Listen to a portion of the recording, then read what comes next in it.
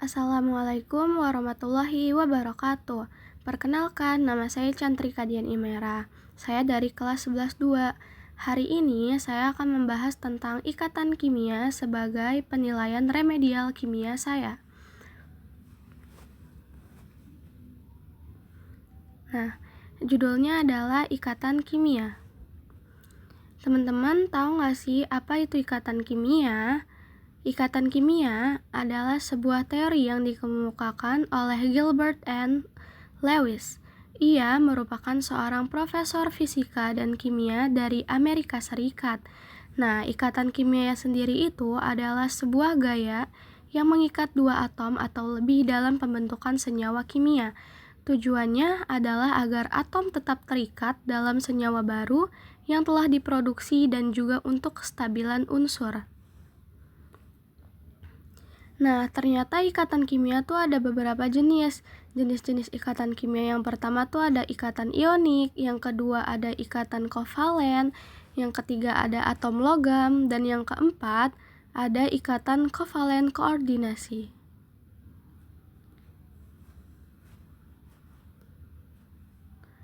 Nah, ini adalah penjelasan yang pertama, ada ikatan ionik.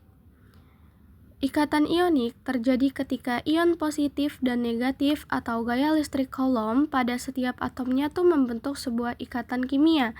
Ikatan ionik ini juga biasa disebut dengan ikatan elektrovalen. Contoh dari ikatan ion adalah natrium dan fluorida atau NaF. Pembahasan yang kedua yaitu ikatan kovalen. Ikatan kovalen terjadi ketika ada pemakaian elektron ikatan secara bersama.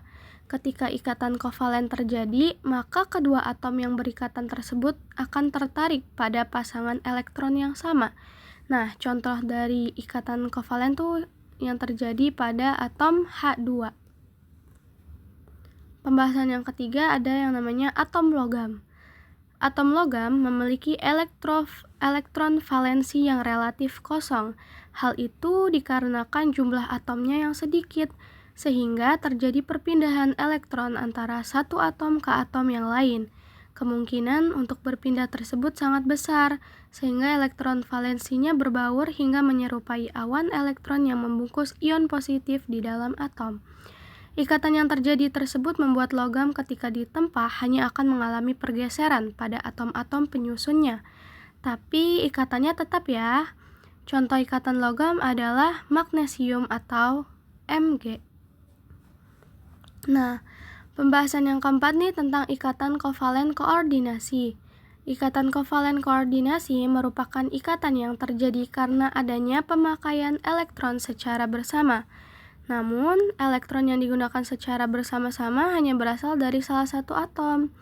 Nah, contoh dari ikatan kimia kovalen koordinasi adalah proses pembentukan O3 atau yang lebih dikenal sebagai ozon. Dalam proses pembentukan ozon, untuk memenuhi aturan oktet pada sebuah atom yang posisinya berada di tengah harus melepaskan atau menyumbangkan dua elektron yang akan digunakan secara bersama-sama oleh dua atom lainnya. Nah, di dalam ikatan kimia tuh ada yang disebut juga struktur Lewis. Apa itu struktur Lewis? Nah, ini dia teman-teman pembahasannya.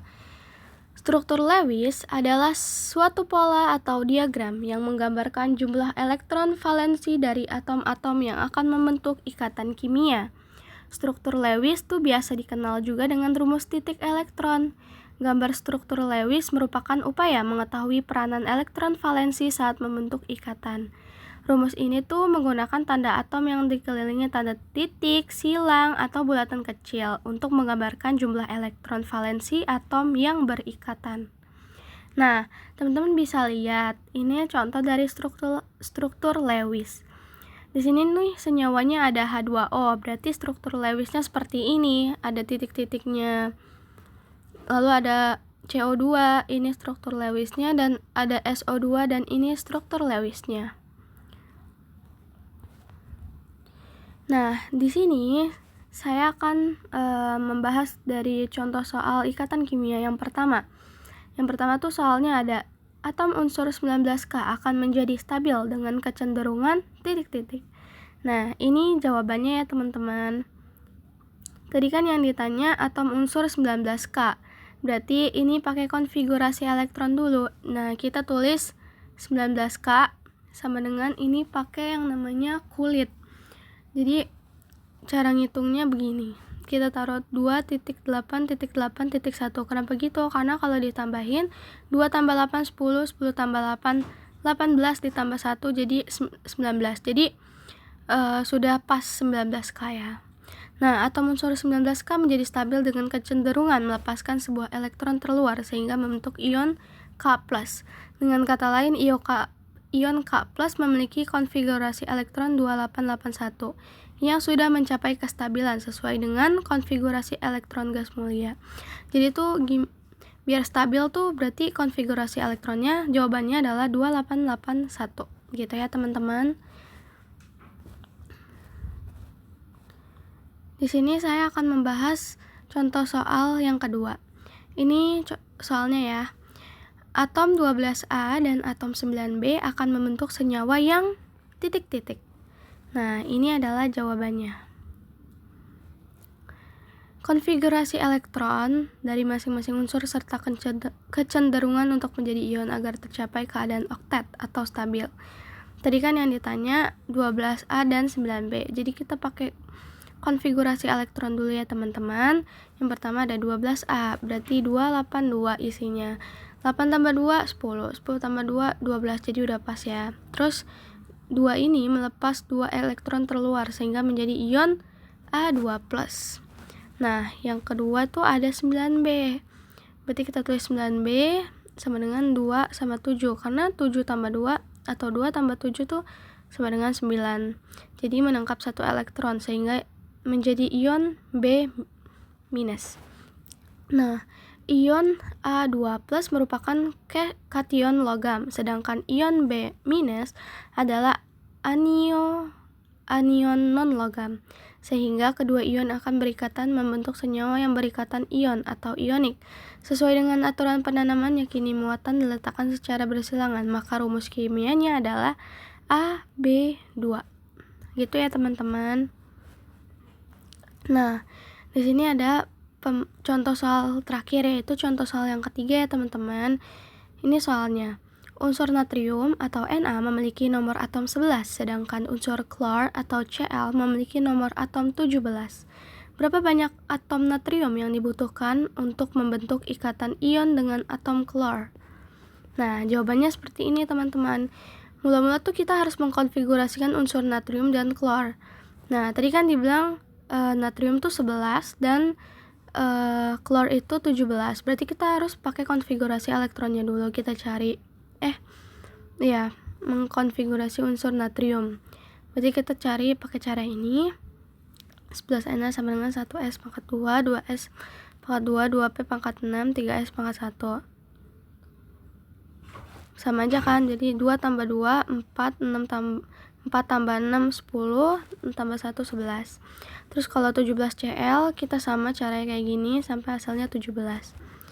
Diketahui bahwa unsur Na memiliki 1 elektron valensi, sedangkan unsur Cl memiliki 7 elektron valensi. Kenapa Na itu cuma 1? Karena paling terakhir itu 1. Terus kalau 17Cl itu 5 ditambah 2, jadinya 7 elektron valensi ya teman-teman. Karena sama-sama 3 ininya, jadi ditambah 5 tambah 2 7, jadi 7 elektron valensi. Untuk mencapai kestabilan, unsur Cl harus menangkap 1 elektron tambahan hingga membentuk ion negatif atau Cl-, sementara unsur Na harus melepas 1 elektron hingga membentuk ion positif Na+.